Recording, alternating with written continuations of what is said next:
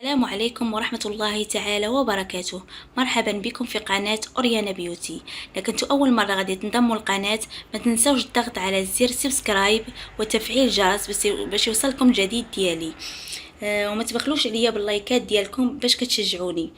اليوم غادي نتكلموا على تحاميل كوكليسيدال باراسيتامول صو اللي معروفين ديال فليو.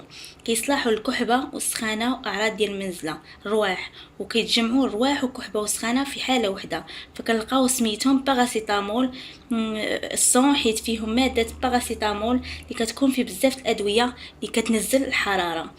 كوكليسيدال باراسيتامول صون خاص بالاطفال الذين يتراوح وزنهم ما بين 5 كيلو الى 8 كيلو، يعني تقريبا ما بين شهران و9 اشهر. هاد التحاميل صالحه للكحبه والسخانه والرواح. كيكون الوليد مروح وكيكحب كنعطيوه هاد القويلبات. الثمن ديال هاد القويلبات هو 17 درهم، وهاد القويلبات راه موجودين في الصيدليه، والعبوه كتجي على هاد الشكل. وهاد العبوه تتكون من 12 تحميله.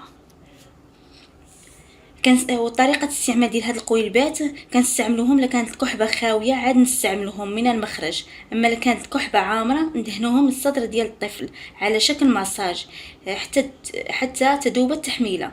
نديروها 2 مرات في اليوم، في الصباح وفي الليل منين الطفل يبغي ينعس، وغادي نلاحظوا واحد تحسن جيد جدا.